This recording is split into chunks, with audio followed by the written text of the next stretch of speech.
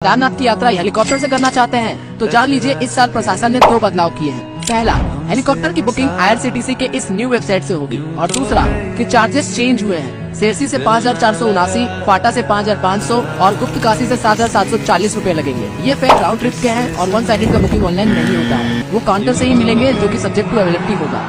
आप same day का return option भी ले सकते हैं या फिर एक साल वहाँ रुक कर नेक्स्ट डे रिटर्न का ऑप्शन भी ले सकते हैं।